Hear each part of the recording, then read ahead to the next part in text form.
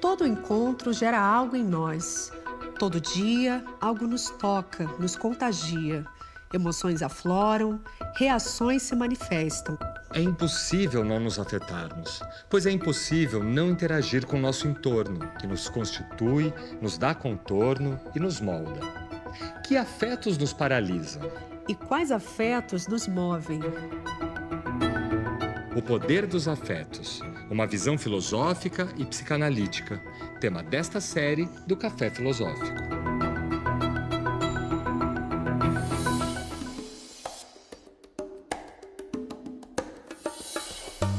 Quase todo mundo já consumiu uma droga. Dizer isso pode parecer estranho, mas se pensarmos que droga pode ser também uma bebida alcoólica, um cigarro, os remédios que usamos para curar nossas dores ou até mesmo para dormir, essa frase não parece tão estranha assim. Se tanta gente faz uso de algum tipo de droga, por que só algumas pessoas se tornam dependentes? O que explica essa diferença? A filosofia pode nos ajudar a encontrar respostas para essas perguntas tão complexas e tão importantes para a nossa sociedade. Especialmente Spinoza, filósofo do século XVII, que nos oferece ferramentas para compreender melhor a relação entre afetos e drogadição. Spinoza, ele conseguiu pensar o ser humano em sua integralidade, não só a parte intelectual, como também a parte, digamos assim, afetiva, corporal do homem. O que seria o afeto para Spinoza? Ele vai dizer que é uma afecção do corpo e sua ideia. Ou seja, junta as duas coisas. Pega, digamos assim, todo o ser humano, a integralidade dele, não dissocia. O afeto é alguma coisa que acontece ao mesmo tempo no corpo e na mente, concomitantemente. Alguns autores que acabaram vencendo, digamos assim, sendo dominantes na nossa cultura, pensam diferente e criam uma filosofia que dissocia corpo e mente. Justamente os que não eram tão saudáveis quanto Spinoza, porque tem uma saúde, no sentido do Nietzsche, né? Nietzsche fala da grande saúde. O Spinoza teria isso que a gente pode chamar de grande saúde, era um homem que conseguia refletir sobre o seu corpo, sobre os seus afetos e pensar de uma maneira menos defensiva. A dissociação corpo e mente, geralmente, é uma defesa. Vamos, assim, pensar a diferença do Spinoza em relação ao Descartes, por exemplo. Descartes separa corpo e mente. Já tem, né? Eles são duas substâncias distintas. E o interessante é assim, quando a mente está feliz, o corpo está triste, ele opõe os dois. Tanto é que a gente vê isso nas escolas, por exemplo, na disciplina escolar, né? no método didático, né? Mais antigo, obrigam as crianças a ficarem quietas. O corpo tem que ficar quietinho, sentado ali, para conseguir prestar atenção. Percebe? Tem uma oposição entre corpo e mente. Para Spinoza, não. Quando o corpo está potente, a mente também está. É uma nova maneira de pensar. Veja, Descartes dissocia corpo e mente. Mas é interessante que isso vem desde lá de Platão. Ele tinha uma desvalorização do corpo e uma valorização das ideias.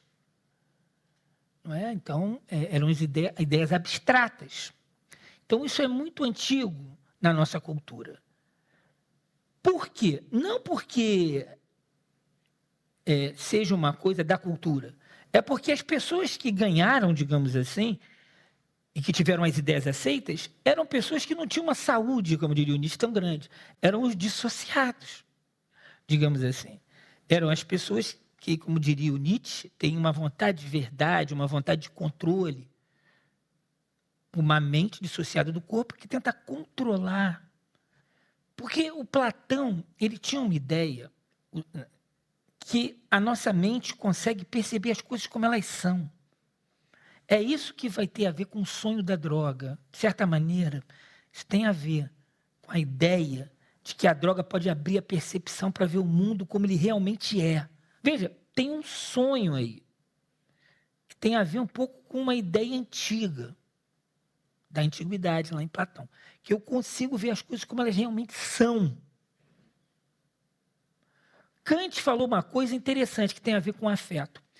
Kant disse, eu fui despertado do sonho dogmático por Hume. Por quê? Porque o Hume, de certa maneira, ele veio depois de Spinoza, mas ele falava sobre afeto. Ele mostrou uma coisa muito simples. Eu não vejo o mundo exatamente como ele é. Eu vejo o mundo como ele me afeta. Eu sou parte do mundo. Eu não tenho essa onisciência, essa visão como de Deus, né? Uma visão divina. Então, Kant percebeu isso. Por outro lado, ele criou uma complicação ali para eliminar o corpo novamente. Com as deduções das categorias transcendentais. Ele criou um purismo. Para simplificar aqui a coisa, então, o Kant tem uma fascinação pelo purismo, que é o quê? A ausência de corpo. Uma lei pura do imperativo categórico.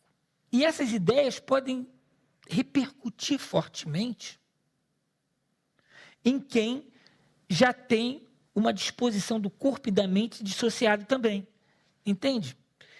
Então já tem pessoas que são mais facilmente utilizam essas ideias e podem embarcar nessas ideias como se embarca numa droga. Porque elas, de certa maneira, são defesas psíquicas. Outro autor muito importante para a gente entender essas coisas é o Winnicott, porque ele mostra que a primeira infância pode criar pessoas mais ou menos dissociadas. E essas mais dissociadas certamente vão ser aquelas mais suscetíveis a se tornar dependentes. Sobre sua experiência com as drogas, o escritor Aldous Huxley, em As Portas da Percepção, afirmou: não é agradável nem desagradável, apenas existe. É o existir da filosofia platônica, com a diferença que Platão parece ter cometido o enorme e grotesco erro de separar o existir do devir e de identificá-lo com uma abstração matemática, a ideia. Ele, pobre mortal, nunca deve ter visto um ramalhete de flores a brilhar com a sua própria luz interior. Nunca deve ter percebido que a importância da rosa, do íris e do cravo reside tão somente naquilo que representam. Uma efemeridade que, no entanto, é vida eterna. Um perpétuo perecer que é, ao mesmo tempo, puro existir. Um feixe de pormenores minúsculos e únicos, nos quais, por algum paradoxo indescritível e ainda assim evidente, se encontra a fonte divina de toda a existência. Quando existe essa experimentação, e Aldous Huxley tem uma experiência diferenciada do que ele tem normalmente, tem uma experiência diferenciada. A experiência da droga ali mostra para ele a inadequação de certas ideias, porque, na verdade, essa experiência daquele momento ali, essa alteração que ele tem na percepção, mostra uma outra possibilidade. Tem uma beleza aí, veja, tem uma potência na experimentação com drogas, que está claro nesse texto. Inclusive, isso que leva a um sonho, só que tem armadilhas que a gente vai perceber nesse sonho. É isso que eu quero dizer. Para o Aldous Huxley, por exemplo, não teve armadilha, ele não teve problemas mais sérios com drogas, escreveu e tal. Então, para ele foi uma experiência positiva. Mas é possível também se cair em drogadição. É interessante porque ele foi influenciado pelo Blake. O Blake fala uma coisa que ele era um místico, né? William Blake. Tinha uma coisa. Ele fala, se as portas da percepção estiverem limpas, a gente vai ver as coisas como elas mesmo são. Percebe um eco platônico? como se eu pudesse ver as coisas como elas realmente são. Eu estou dando muito poder à droga. Na verdade, ela é uma alteração que me pode fazer pensar. O problema é quando eu dou todo esse poder à droga.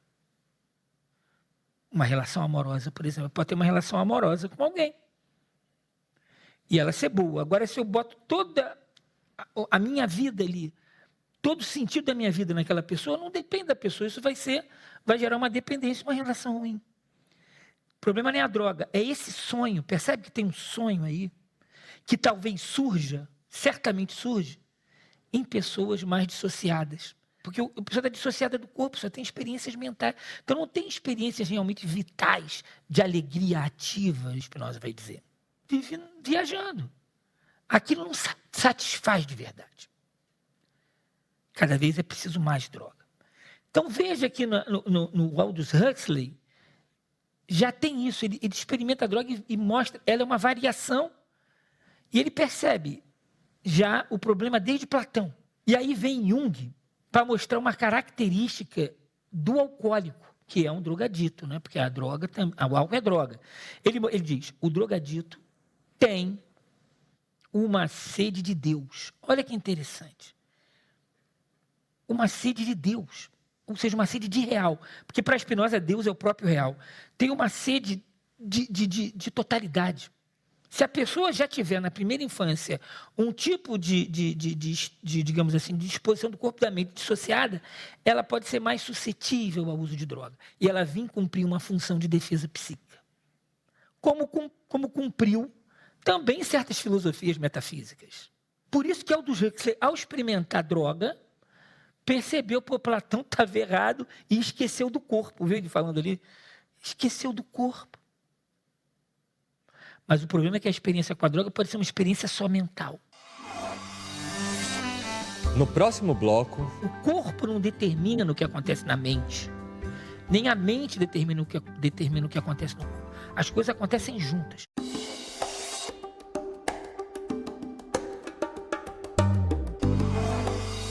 Preocupação, aborrecimento, ansiedade, estresse. Quando se está sob muita pressão, é comum buscar algum tipo de válvula de escape. E a droga pode parecer ser essa válvula. Mas isso pode nos expor a um risco. E, infelizmente, saber dos riscos muitas vezes não é suficiente para impedir o ato. Como explicar a passagem entre o uso de drogas e a drogadição? Então, vamos pensar um pouquinho aqui na questão da pandemia, né? Durante a pandemia teve um aumento do uso de álcool e drogas. Por que será que isso aconteceu? Aí tem várias explicações. Quem é da área bioquímica vai explicar por dopamina, vai explicar por um monte de coisas. Veja, está explicando só pelo corpo. E tem outros que vão explicar só pelo ambiente. Estou falando da drogadição, porque o uso de drogas vai aumentar. E não é porque, veja, é normal que o uso de drogas aumente. Por quê? Porque a droga ela tem um efeito anestésico, a gente sabe disso, né? O cara perde a esposa, tem uma decepção amorosa, aí vai lá e bebe, né? Então a gente sabe disso, assim como outras coisas. Às vezes comer chocolate, né? Já é um outro clichê, a pessoa começa a comer chocolate, né? Ou ver série. Tudo isso tem a função anestésica que o álcool tem. Então é normal usar isso. A drogadição é outra coisa. Não é só usar, é ficar prisioneiro daquilo ali, sem conseguir sair daquilo. O filme Requiem para um Sonho retrata como o uso de drogas pode sair do controle e arruinar a vida de quem as usa. São 4 personagens principais que se encontram devastadas, de maneiras diferentes, mas todas relacionadas às drogas.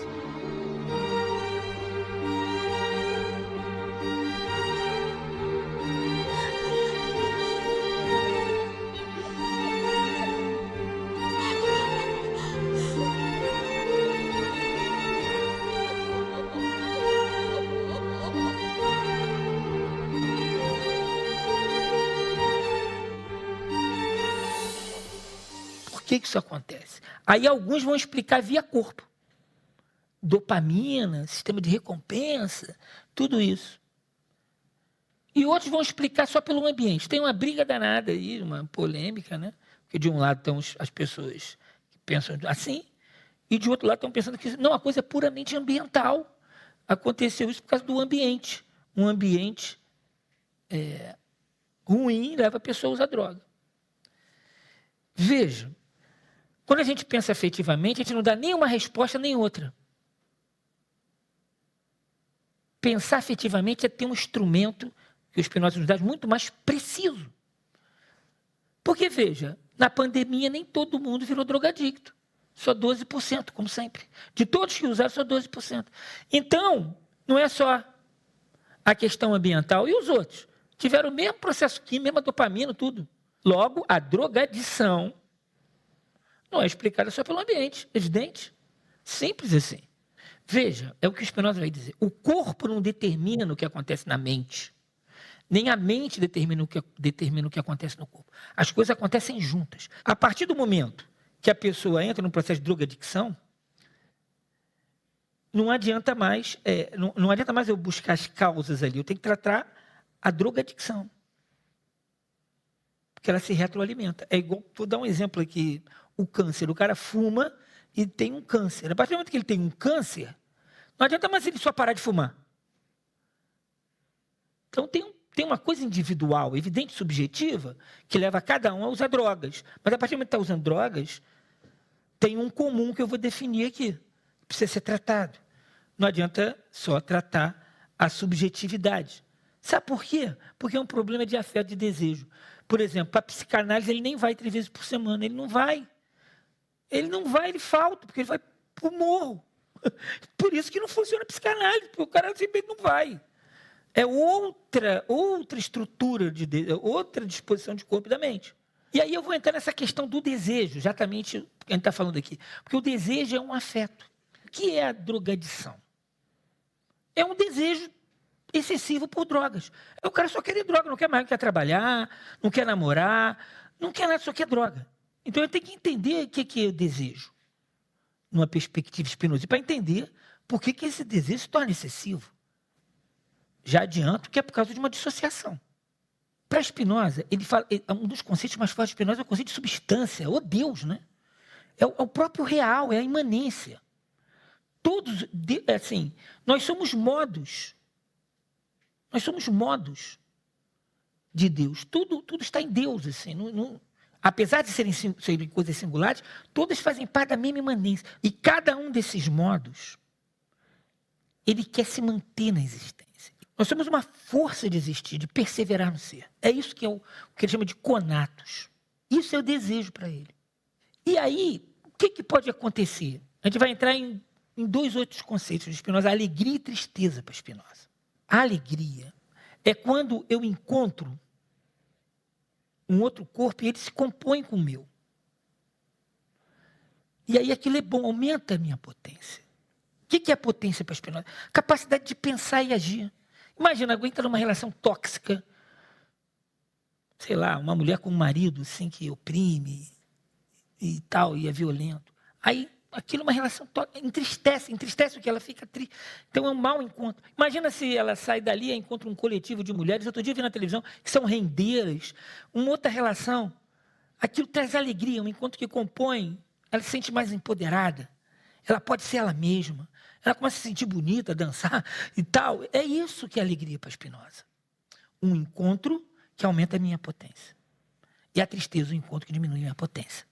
Agora, isso é um ponto que eu vou falar que nem sempre, nem os comentadores falam muito bem disso. É a diferença entre a alegria ativa e a alegria passiva. Porque tem uma alegria que é ativa. É importante a gente entender isso. A alegria ativa é aquela que vem de mim, depende só de mim. E a passiva depende do outro. É que eu estava falando. Então, uma pessoa que depende muito da outra. É uma alegria ter um amor, né? Mas eu estou muito dependendo. É uma alegria passiva, que depende muito do outro. Quando depende da minha própria natureza, eu faço um trabalho legal, eu faço uma coisa... Eu posso até ter uma relação com alguém, mas essa relação é de parceria. É uma alegria ativa. A alegria passiva eu não sou a causa, diz Spinoza, eu não sou a causa da ação. A minha natureza não se expressa, porque eu fico ali quietinho, às vezes, numa relação passiva. estou feliz, não calo a boca, eu não falo nada, para manter aquilo ali e não me expresso. E, ao mesmo tempo, toda alegria passiva ela é muito parcial. Lembra que o afeto afeta corpo e mente? Toda alegria, porque ela vem de fora, ela só pode me afetar em parte. Só uma parte do meu corpo se alegra e uma parte da minha mente. Por exemplo, a alegria do consumismo. Alguém que tem uma compulsão, sei lá, por sexo, só pensa naquilo, só aquela parte do corpo se alegra. Entende? É muito parcial. E aí ele não consegue expressar o ser dele. Tem um filme Shame que mostra isso. Uma pessoa que não consegue se relacionar com as mulheres, só como objeto. E quanto mais parcial, ela pode se tornar excessiva.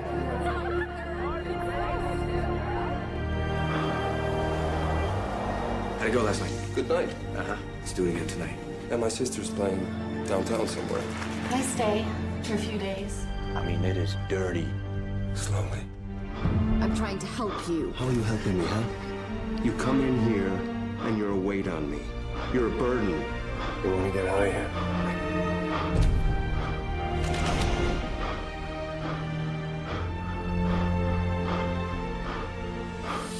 Quando a alegria vem de dentro, da minha natureza, ela vai pegar todo o meu corpo. Quando eu faço uma coisa que eu gosto, eu fico feliz em casa, entendeu?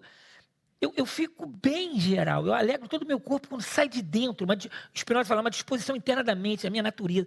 Quando sai da minha natureza, é ativo. Quando vem de fora e eu não consigo relacionar com a minha natureza, simplesmente dependo daquilo, como de uma droga, quando sou dependente, é uma alegria parcial, só uma parte, e passiva. Mas o que é o uso de droga? A gente pode entender isso, a gente sabe, a gente já experimentou, já viu. É uma alteração da percepção, não é isso? A gente toma droga e altera a percepção, não só do espaço e tempo, como a autopercepção e a percepção do mundo. No entanto, em alguns, essa alteração da percepção pode trazer, como em Aldous Huxley, a relativização, pode trazer até sabedoria. Em outros, essa alteração da percepção, por eles já serem talvez dissociados, já terem uma história na primeira infância de dissociação de algum tipo, a gente não sabe, cada um é uma singularidade, cada um com a sua singularidade, a droga pode vir a ser uma necessidade, uma dependência para a defesa de certas dores. Ao alterar a percepção, ela pode alterar o próprio desejo de alguns. A pessoa passar a desejar só aquilo. Percebe que é isso? A drogadição é o desejo de alterar a percepção. Como praticamente ele refreia os outros desejos todos. Quando a gente descobre como uma coisa se produz, a gente define ela. É como ela se produz que é o que ela é. Vou dar um exemplo que o Spinoza dá. Ele diz que a gente pode fazer uma definição pela essência do círculo. Por exemplo, se eu digo que o círculo, a gente aprendeu na escola, o círculo é pontos que estão equidistantes do centro. Isso é verdadeiro? É verdadeiro. Mas isso é uma definição pela essência? Não me ajuda a produzir círculos. Não me ajuda a ser engenheiro. Ajuda de certa maneira, mas não me ajuda a fazer um círculo. Quando eu defino assim o círculo é um segmento de reta com uma extremidade fixa e outra móvel. Veja, eu estou dizendo como um círculo se produz. Para Spinoza, a essência é isso. Eu digo que é o círculo e mostro. A filosofia, por isso que é um instrumento prático. Os conceitos, eu mostro. Eu estou tentando mostrar o que é. Então, entenda, quando eu digo que drogadição é desejo investido em percepção, em detrimento de outros objetos, se existir isso, tem drogadição. Se não existir, não tem. Porque é a essência. Porque se o cara usa drogas, mas consegue fazer tudo na vida, consegue parar, consegue trabalhar e tal, ele não é drogadito. Então, o problema não é a droga, é se ela depois produz algum tipo de prisão afetiva, que é a drogadição. Então, vamos entrar no tipo de dissociação específica do drogadito. Porque essa dissociação é o que vai explicar a necessidade do uso e ficar aprisionado. Ele tem uma tendência ao controle, né? A um isolamento. Por que o isolamento? Porque, em vez de ter relação com pessoas, por exemplo, o cara tem um desejo investido, sei lá, em dinheiro. Ele tem que entrar em relações sociais para conseguir dinheiro. Um drogadito vai direto, ele tem uma relação com um produto químico. Entendeu? Ele vai se isolando. Vai se isolando, cada vez ficando mais isolado do próprio corpo, porque é com o corpo que a gente se relaciona. É puramente mental a experiência dele.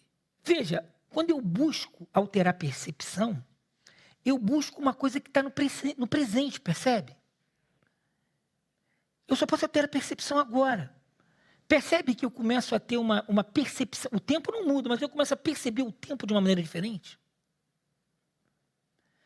Eu vivo numa espécie de presente contínuo. Os dias estão todos iguais ali, o cara fica ali, sabe, no mesmo bar. Você encontra o cara ali, estreitamento de repertório, vão dizer os técnicos aí de dependência química.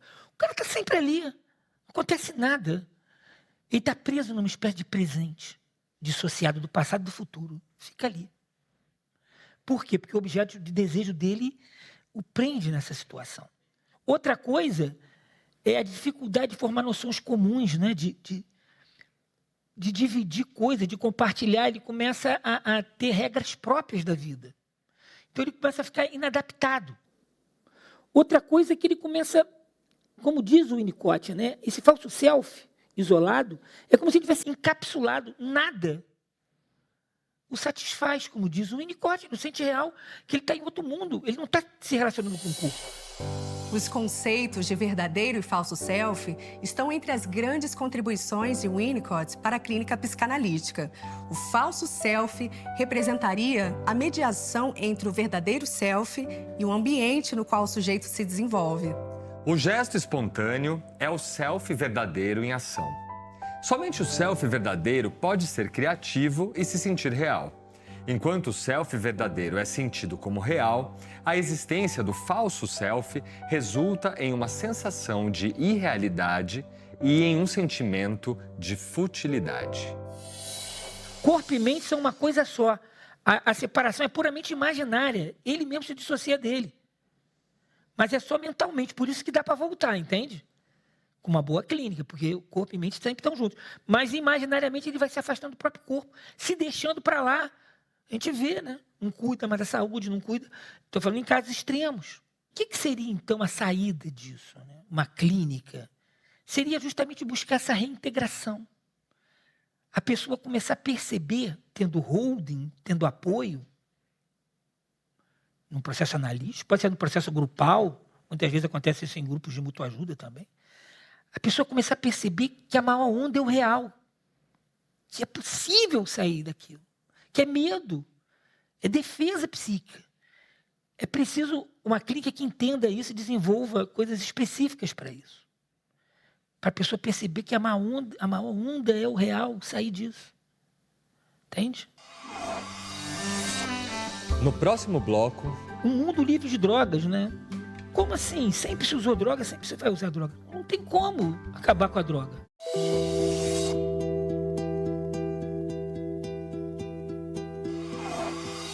O tema da drogadição já foi muito discutido ao longo dos 20 anos de Café Filosófico.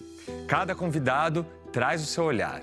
E muitos abordam o tema a partir dos mais recentes experimentos científicos da neurociência e psicologia comportamental.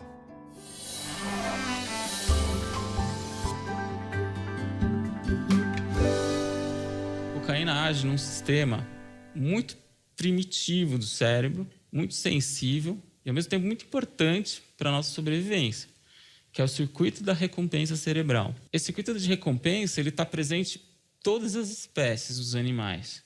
É um circuito ativado em todas as situações de prazer que a gente tem na vida, desde uma boa alimentação, uma boa noite de sono, e por isso faz com que a gente repita, o comportamento. Só que na medida que você usa cocaína continuamente, o sistema de recompensa passa a depender dessa substância que vem de fora para poder liberar a dopamina. Então, aos poucos, o sistema vai ficando meio preguiçoso para produzir isso. Então, quanto mais o indivíduo usa cocaína, mais ele vai ter diminuição do funcionamento desse sistema e ele vai ter, então, uma diminuição de prazer também em outras situações de vida que antes ele tinha prazer.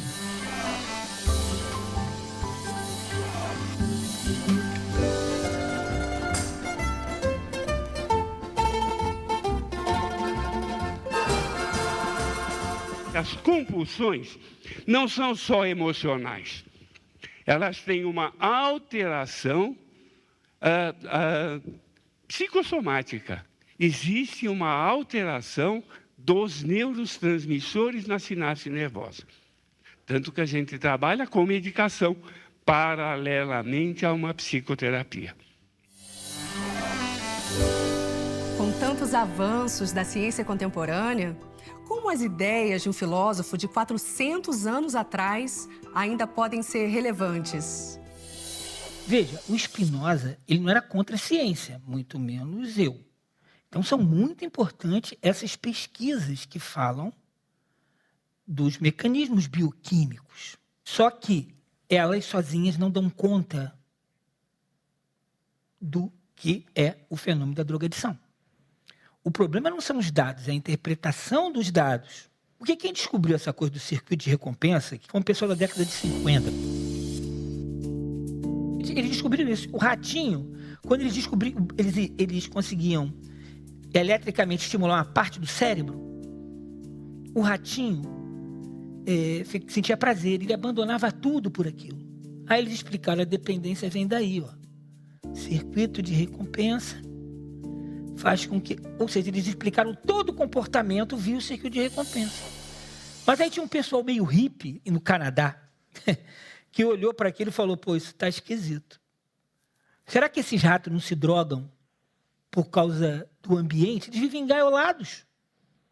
Olha que coisa. Aí fizeram um experimento chamado Rat Park, né, que é o Parque dos Ratos. E criaram os ratos muito bem ali. O rato foi criado com um montão de amigos, sexo, desde pequenininho, ou seja, um rato não dissociado, digamos assim. Depois que os ratos cresceram, eles levaram droga para esses ratos. Ninguém ficou dependente. Nada disso funcionou. O rato não ficou dependente, aí eles concluíram, está vendo aí? O rato só usava droga porque ele vivia engaiolado. Se eu vivesse engaiolado, não tivesse nada para fazer, eu também. Você entende? O experimento só considerou o corpo. Não considerou o ambiente. Agora, o que eles concluíram? Ele chegou e falou, é o ambiente. Está vendo? O ambiente que faz. Por um lado, alguém diz que é o corpo, por outro, só o corpo, do outro lado, diz que é só a mente. Está entendendo? Porque a vida ambiental, a cultura, aquilo ali está ligado à mente, a afecções que não levam em consideração o corpo. E aí ele fala o ambiente. Mas aí eu vou fazer uma pergunta para vocês. Se eu pegasse um ratinho engaiolado, que foi criado ali, que é dissociado, e botasse lá nesse Parque dos Ratos, onde é que vocês acham que ele ia? Direto para as drogas, ele não quer saber de nada. Então não é tanto o ambiente. Eu penso que é isso. Não posso garantir, tem que ver a experiência. Sobre ratos eu não sei, sobre pessoas eu sei. Tem pessoas que podem ir para qualquer lugar, são ricas, milionárias, e escolhem ficar dentro de um quarto se drogando até morrer. Então a questão não é ambiental, é afetiva. E percebe o que eu quero dizer? Se eu penso afetivamente, eu tenho um instrumento muito melhor para, inclusive, interpretar as pesquisas científicas. E um instrumento muito melhor para entender também os resultados dessa pesquisa. As duas são excelentes pesquisas, mas é preciso um instrumento mais preciso, que é o afeto. Porque, veja, a bioquímica da droga é igual em todo mundo. Alguns têm aquele mesmo procedimento bioquímico, dopamina, aquilo tudo que eles falam ali, não usam, mas não ficam dependentes. Então, o instrumento que separa é impreciso, é fraco. A pergunta do Moisés Tadeu é a seguinte: o que você pensa sobre a política de redução de danos e sobre abstinência? E existe alguma contradição em relação a ambas as políticas? É importante entender uma coisa. Para se trabalhar bem com drogadição, é preciso entender que é um problema do desejo, como eu estou dizendo aqui. Os grupos de mutuajuda que trabalham, por exemplo, eles têm uma exigência de abstinência. Eles não obrigam ninguém, mas falam, se você quer participar, você tem que ter o desejo de parar de beber. Só vai parar quem quer parar de beber, quem não quer vai para o bar, né? Então, é isso, né? Então, o único requisito é o desejo de parar de beber. É espinosista, porque é óbvio, quem não quer parar de beber está no bar, entende? Então, é quase tautológico. Mas é preciso que a pessoa entenda isso. Então, ele exige... Mas veja, é preciso que a pessoa deseje. Olha o respeito. Nesse sentido, a AA não é oposto à redução de danos, também respeita o desejo. A redução de danos é uma política que veio se opor ao que a gente pode chamar de proibicionismo,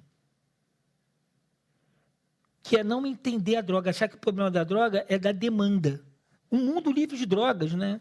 Guerra às drogas, era isso, o mundo livre de drogas era um slogan mundial. Como assim? Sempre se usou droga, sempre se vai usar droga. É um delírio quase, né? Não tem como acabar com a droga. Então, o oposto de redução de danos é o proibicionismo. Uma política, inclusive, que gosta muito de quê? Das determinações bioquímicas. Eles vão dizer isso. É duro, assim, sabe? Sou determinado pela química do meu corpo. É preciso que eu seja internado compulsoriamente. Veja, às vezes é necessário uma internação compulsória, mas por quê? Porque a pessoa está fazendo mal a ela mesma ou ao outro.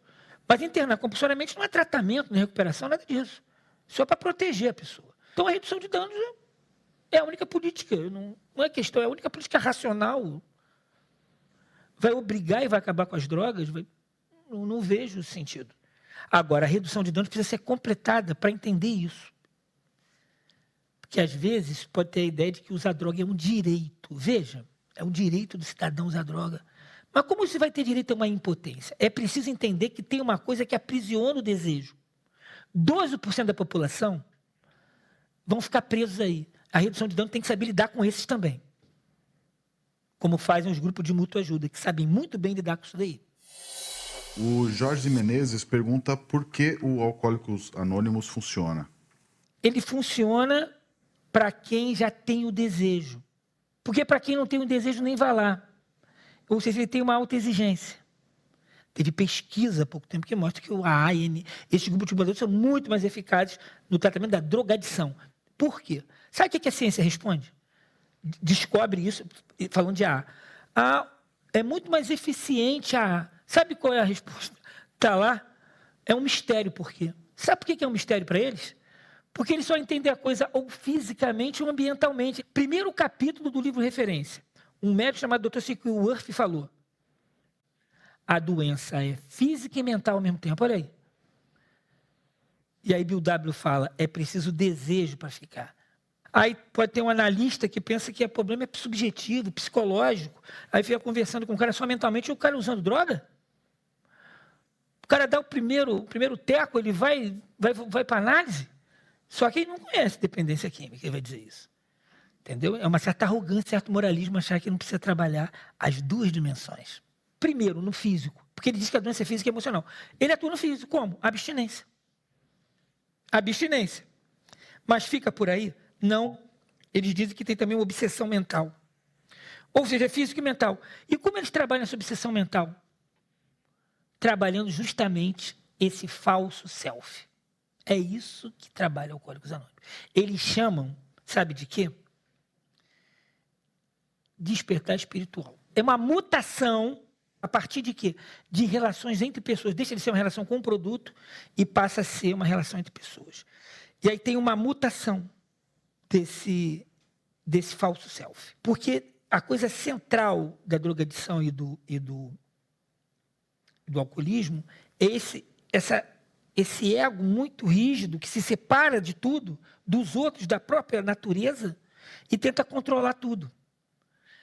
O segundo passo fala, sou impotente perante o álcool, já quebra esse egocentrismo. E tem que acreditar no poder superior. Inverte a maneira de pensar.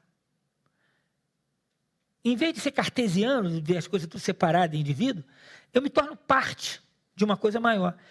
Isso é uma mudança, isso é abrir a mente, que eles chamam. Isso é abrir a mente. É uma mutação na maneira de ser. No próximo bloco... O afeto não é só refreado por um mais forte. Pode ser refreado também pela própria razão, que é o maior dos afetos, porque é uma razão afetiva.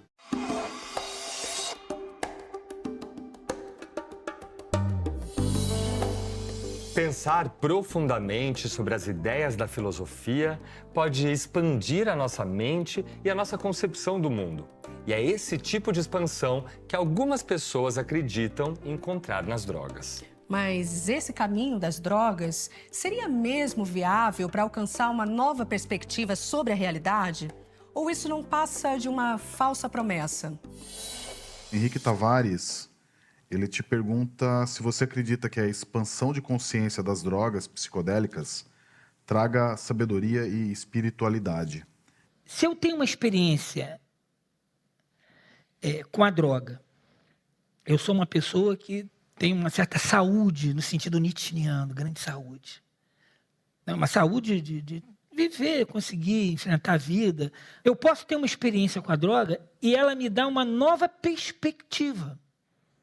Percebe? E eu aprender com isso, expansão de consciência. Então, sim, pode. Pode. Mas tem um risco aí. Entende? E certas drogas têm mais risco do que outras. Pessoas que têm essa dissociação psíquica, quando vai lidar com a força da droga e tem um ego muito rígido, vai acontecer igual uma árvore, quando bate um vento quebra, dissocia. Então a pessoa entra numa dependência abjeta. Se eu entender a droga não como a verdade, e que eu preciso dela para atingir a verdade, eu crio uma dependência que pode levar a uma paranoia, um narcisismo, a um fechamento em mim mesmo. Todo mundo que fez essas experiências, na década de 60, muitos ficaram paranoicos, burros, ficaram com problemas, eles tiveram que abandonar. Gilles Deleuze ficou careta. Ele largou o álcool. Por quê? Porque ele percebeu que ele não conseguia trabalhar, que era uma alegria passiva. Ele usou a ideia do duplo vínculo do Bateson, que o AA usa muito bem, que é a ideia de que não pode beber nem parar de beber. Quando chega nesse ponto, chega num duplo vínculo, o cara, ele descobre uma coisa. Cara, quando eu bebo, eu não consigo parar. Então eu vou parar. Eu tento parar e não consigo. Eu tento parar e não consigo. Eu tento beber também não consigo. Perdi o controle da vida. Vou morrer, dá um medo. A única solução, tem uma solução para isso. É o que Bates chama de deuteraprendizagem. Eu não consigo beber, eu não consigo parar. Ele é egocêntrico. Só tem o eu vai morrer. Só tem uma maneira de quebrar o eu. Eu não consigo, mas se pedir ajuda, eu consigo. Em vez de ele se achar um cartesiano, que é o centro do mundo, ele percebe que ele está em relação com outras pessoas e se der a mão para os outros, ele consegue. Posso, mas não posso sozinho, é o lema que tem lá. Bateson, quando viu a AA, elogiou muito, né? E falou, caramba, é isso. Na proposição 7 do livro 4 da Ética, Spinoza escreve que um afeto não pode ser coibido ou suprimido, a não ser por um outro afeto que lhe seja contrário e mais forte do que ele. Eu pergunto a você se você reconhece nas virtualidades contidas nesse texto alguma relevância e atualidade para a filosofia e as ciências no plano teórico em nossos dias, mas também para a ação ética e política, e, em particular, para a esfera do cuidado de si e dos outros, ainda de maneira muito especial, em relação à droga-adição. Nessa proposição 7, Spinoza diz que só um afeto refreia outro afeto. É fácil de entender. Lembra que eu falei que afeto é corpo e mente? Então é preciso outra coisa que envolva corpo e mente também para refrear aquela, e que seja mais forte. Então, por exemplo, vamos pensar, o cara tem desejo de fumar. Não adianta só dizer para ele mentalmente que o cigarro faz mal e trazer estatística. É só mental. Ele, entendeu? É preciso que envolva também o afeto, que envolva o corpo. É isso que ele está dizendo. Então, quando você faz isso, você bota uma foto ali. O cigarro causa isso, aí você bota uma foto, cria um afeto de medo ali, entende? Uma pessoa levou uma fechada de carro. E é uma pessoa truculenta. Sai para bater na outra pessoa que está dirigindo o carro, abre o carro, está com um afeto excessivo de raiva, de ódio ali. Aí o outro sai de lá, outro truculento, sai de lá com uma arma e aponta para ele. Na mesma hora o cara, não é isso que eu quis dizer, porque o medo refreia o ódio. Entende? A gente vê pessoas que mudam de atitude, né? De brabo, chora. Para a filosofia, para a gente pensar as coisas não de maneira metafísica, dissociada, para a gente pensar a partir dos nossos afetos, entender melhor as coisas, como, por exemplo, a drogadição. Aí ele pergunta, o que isso ajuda a política? Que não adianta polarizar. Quando a coisa está polarizada, é preciso evitar o aumento da polarização de alguma maneira.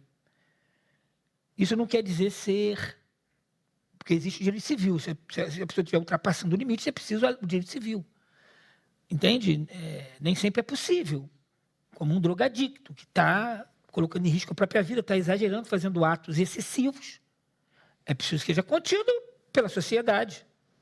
É possível que fique solto pela rua, porque tem o direito civil, se cometer crimes, entende? Mas o problema não é de saúde, o problema é de segurança pública, entende? É outra coisa. Agora, para tratar ele, não. Para tratar ele é preciso tentar integrá-lo, corpo e mente.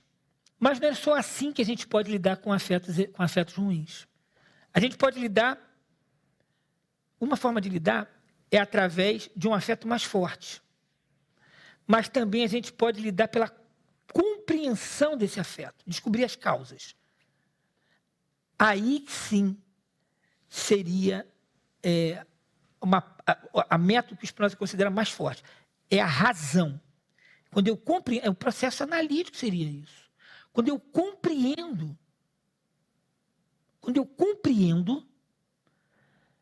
eu tenho a tendência a refrear esse afeto também, porque a razão para Spinoza, isso é que é importante. O pessoal fala, o Spinoza é um racionalista. A razão para Spinoza não é essa razão desconectada, é uma razão que pensa os próprios afetos, se dobra sobre a própria experiência. A primeira ideia verdadeira é a própria ideia do corpo afetado. Vou dar um exemplo prático. Quer dizer, um cara que acabou com a raiva, um cara estava com muita raiva e ele foi reprimido ou refreado pela raiva, pelo outro e ficou com medo. Vou dar um exemplo de razão. Como a razão pode funcionar. Digamos que eu estou andando na rua e sou fechado também. Pode ser até que eu fique irritado, mas eu posso fazer um exercício de tentar compreender. Poxa, a cidade está muito cheia. Tem mais carro do que pessoas. Não tem jeito. O cara tem que passar também. Entendeu? Eu compreendo se eu diminuir a minha raiva. Aí é pela razão, percebe? Não é uma razão teórica, é uma razão afetiva. Essa razão que reflete sobre o que eu estou sentindo, aquela raiva momentânea, mas relaciono ela com outras coisas. Por exemplo, quer ver um exemplo também? O cara foi fechado por alguém e saiu também com raiva. Aí quando chegou lá, a pessoa abriu o vidro e falou para ele, desculpe, eu estou levando minha mãe para a CTI, ela está passando para a emergência, que ela está passando mal do coração. Na mesma hora passou a raiva. Veja como a compreensão das causas do que aconteceu é capaz de mudar também o afeto. Então, veja, o afeto não é só refreado por um mais forte. Pode ser refreado também pela própria razão, que é o maior dos afetos, porque é uma razão afetiva. Queria te pedir para comentar um trecho de Nietzsche, do livro Et Homo, que é um livro autobiográfico, filosófico também. As bebidas alcoólicas me fazem mal. Um copo de vinho ou de cerveja por dia bastam plenamente para que a vida me pareça um vale de lágrimas e de despertares amargos. Para crer que o vinho torna alegre, seria preciso que eu fosse um crente, o que, no meu caso, é uma hipótese absurda. Aconselho todas as naturezas espirituosas de se abster absolutamente de toda e qualquer bebida alcoólica. O que precisamos é de água. In vino veritas, a verdade no vinho. Parece que, também nesse ponto, eu estou, sobre a noção de verdade, em desacordo com todo mundo. Em mim, o espírito plana sobre a água. Muito bonita, né, a leitura aí do Nietzsche, né? E está bem dentro do que a gente está falando aqui. Não sei se vocês perceberam. A maior onda é o real. É o que o Nietzsche vai chamar de amor fati, aceitar a realidade sem se defender, sem alterar a percepção. Olha que interessante que ele fala. Se eu achasse que o vinho traz alegria, eu seria um crente. Eu estaria dando muito poder ao vinho, uma alegria passiva. Então ele prefere não beber nada, para estar conectado no real. Porque a ideia de que a droga me traz uma abertura de mente, que me faz ver o real, eu respeito isso. Tem muita gente que tem essa religião. Isso é religião. Quem sou eu para ir contra uma religião? Por exemplo, quem frequenta o Santo Daime considera o Santo Daime uma enteógeno, uma religião, uma maneira de dar sentido à vida. Entende? Que é divino para ele é o próprio real. Ele não quer nada entre ele e o real. Ele quer a água. A água porque não altera. Ele quer o real. É o amor fátio que acontece. Mesmo que doa. Aceitar a dor da vida. Amar a vida. Né? É a ideia do amor fátio nietzscheano. Não precisar de pequenos analgésicos. É isso que ele está dizendo aí. A teoria dele, ele fala do casamento, né? Entre o amor e a dor, né? O prazer e a dor. Então não precisa de anestésico, de fuga, de dissociação. Ele quer a tragicidade do Nietzsche.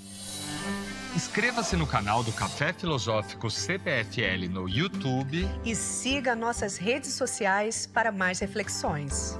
Problema de interpretação, porque às vezes uma pessoa é cientista e interpreta os dados de maneira kantiana, cartesiana. Pode ser o maior gênio da neurociência e interpretar errado, porque nós estamos impregnados de ideias inadequadas na nossa cultura.